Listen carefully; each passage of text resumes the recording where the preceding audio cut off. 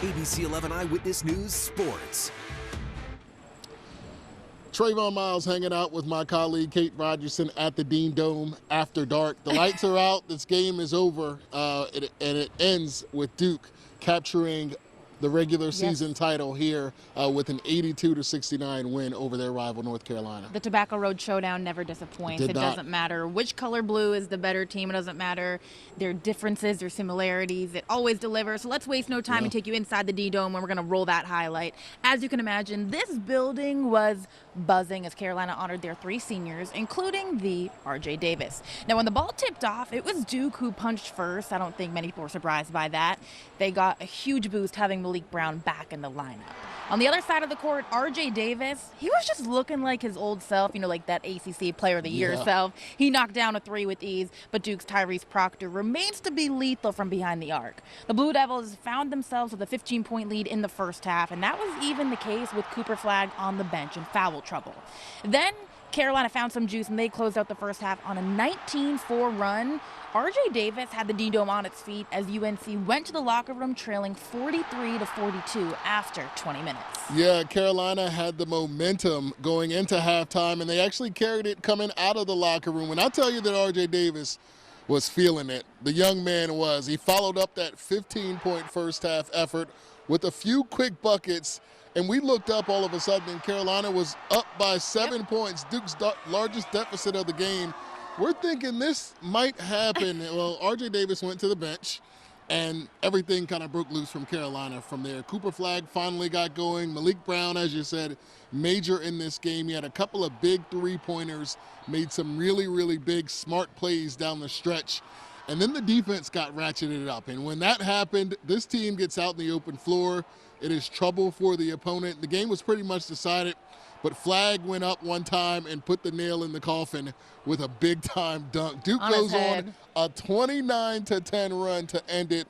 They win 82-69 to clinch the outright ACC regular season title. And Kate, one of the things, just looking over some notes that we saw tonight, the 28th win for Duke. That's the most that Jon Scheyer's ever had in the season. His first 2 years, he had 27 wins his first year, had 27 wins his second year.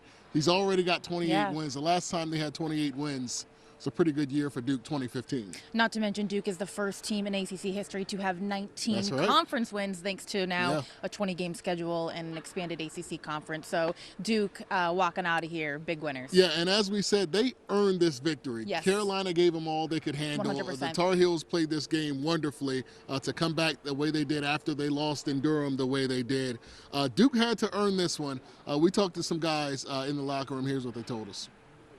Yeah, special. Great to not share it with anybody either, and we want 2 more, so we'll stay humble and keep working. I mean, it was a great atmosphere. It was really loud in there. We made a bunch of big runs. We were able to weather the storm and just stay disciplined and stay focused. Was the best thing for us, and even the start of the second half, where we went down 7. Yeah, to go down 7 and to claw our way back. It was a real. You test your trust in those moments with each other, and we showed we have great trust. So today, essentially, maybe NCAA game prep for Duke. They've been blowing teams out, but to come in here in a raucous environment and to play a team that's really, really desperate, I thought, Jon Scheyer said it, they need this type of game. Yeah, so for North Carolina, obviously their 6-game winning streak comes to a close, and kind of a sad ending to what could have been R.J. Davis's final game here at the Dean Smith Center. Today was his 170th game as a Tar Heel, breaking a record set by Armando Bacot. He led his team with 20 points, second all-time leading scorer here in the Smith Center. So much for RJ was going right. It felt like it was his night, and it could have been his storybook ending. Unfortunately, they lose it. Here's what his teammates had to say on his impact here. I'm not sure how to explain it, but for RJ, I'm sad that we couldn't get a win for him tonight. First day of practice to now, just how much of a professional he is. I'm mad we couldn't get done for him. In terms of us, as a group, I'm looking forward to the tournament. This team is fully capable of making an NCAA tournament and, going far in it. So that's like my full belief, and I have faith in this team. So, we're not going to hold our heads down going into the tournament. It's more about keeping our head up high and moving with positivity. So for North Carolina, their eyes are just on Charlotte, the Yeah. ACC tournament. At this point, they got to win 4 games in 4 days, win the conference if they want to go dancing. Yeah, and that begins with their matchup on Wednesday. They will play the winner of Notre Dame versus Pitt. So, like you said, they probably need to win 4 games in 4 days, but it's going to start with that first game on Wednesday. So we look forward to seeing what the Tar Heels have next week. Bianca, also Duke will roll in as the #1 seed. They earn that double bye, so we won't see them until Thursday.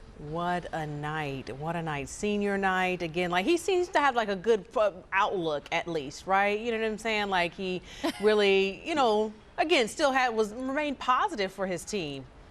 Right, yeah. There's still a basketball to be played for both teams, and coming up later in the show, we're going to talk about the women's tournament and NC State men because this was not the only game happening in our area. This was just the biggest one. It was not the only one. Exactly. All right. Okay. So we're going to talk about the ladies a little bit later. All right. We'll check back in with you. Thanks, Kate and Trey.